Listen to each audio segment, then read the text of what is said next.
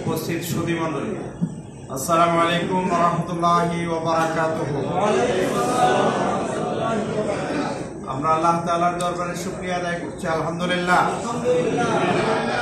আমরা বিগত সময়ে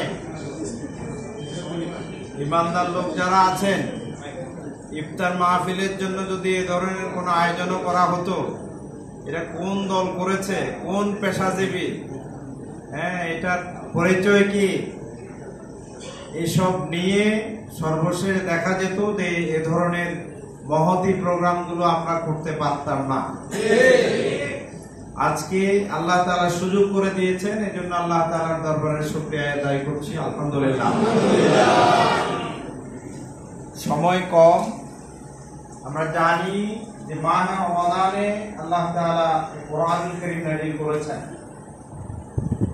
এই পৃথিবীর মানুষের সুখ শান্তি সমৃদ্ধির জন্য, পাশাপাশি আখিরাতে মুক্তির জন্য, কমপ্লিট কোড অফ লাইফ ইসলাম ছাড়া দ্বিতীয় কোনো জীবন ব্যবস্থা পৃথিবীতে এর আগেও আসেনি, এখনো নেই, ভবিষ্যতেও আসবে না।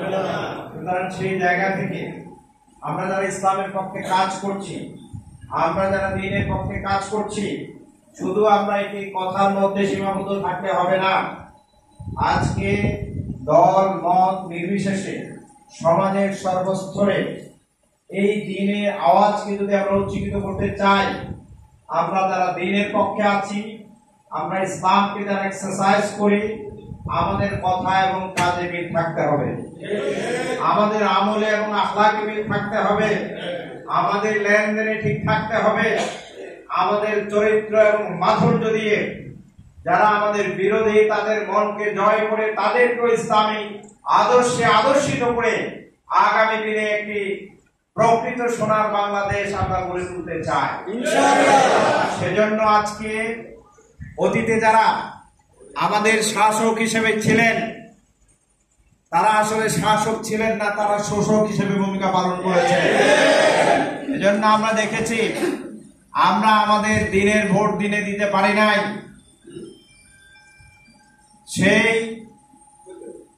ব্যক্তিরা, সেই শোষকরা তাদের শক্তি দিয়ে, তাদের ক্ষমতা দিয়ে তারা আমাদের অধিকারগুলো কেড়ে নিয়েছিল।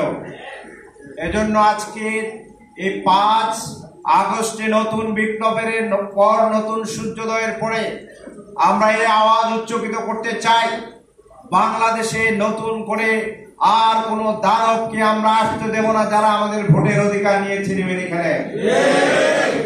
আমরা এমন কোন জালিমকে, জুলুমবাজকে আমাদের নেতা হিসেবে, আমাদের জনপ্রতিনিধি হিসেবে আমরা নির্বাচন করব না, যারা মানুষের জান মাল নিয়ে ছিনিমিনি খেলে।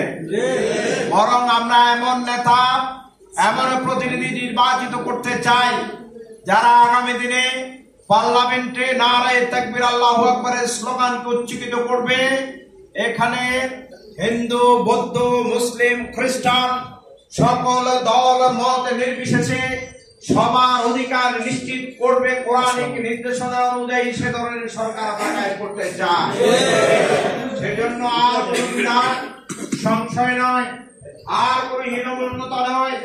আমি, আমার পরিবার, আমার আত্মীয় স্বজন সবাইকে এখন থেকে আমরা বলছি, আমরা এক আওয়াজ তুলছি, সেটি হচ্ছে যেখানে ন্যায়, যেখানে ইনসাফ, যেখানে আল্লাহর আইন, সেখানে আমরা আমাদের সমস্ত শক্তি সামর্থ্য দিয়ে আমরা ঝাঁপিয়ে পড়বো ইনশাআল্লাহ।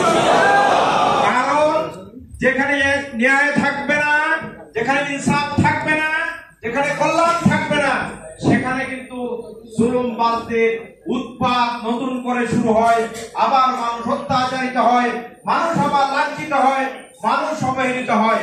সুতরাং সে ধরনের অবহেলার শিকার হয়ে বাংলাদেশের মানুষ গুমরে মরুক, এ ধরনের কোন পরিস্থিতি আমরা দেখতে চাই না।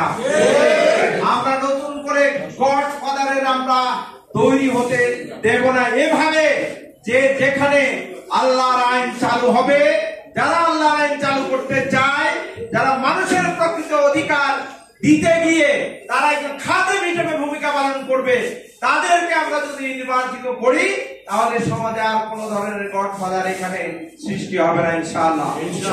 আমরা এই নারায়ণগঞ্জ মহানগরীর বাসী যারা আছি, আমরা দেখতে পাচ্ছি ছিনতাইকারীদের উপদ্রব বেড়ে গেছে। এই জায়গায় পুলিশ প্রশাসনকে কার্যকরী ভূমিকা পালন করতে হবে। আমাদের পুলিশের শক্তি নাই, আমাদের ফোর্স নাই, আমাদের গাড়ি নাই, অনেক কথা আপনারা বলেন, কিন্তু আপনারা কি এটা বলবেন না বাংলাদেশের সিংহভাগ মানুষ এই সরকারের সহযোগিতায় এখনো পর্যন্ত তাদের সমস্ত শক্তি এবং সমর্থন দিয়ে এই সরকারের পাশে আছে কিনা? থাকার পরেও যদি বলে যে আমাদের এই নাই সেই নাই, এটা দুর্বলতা ছাড়া কিছু নয়।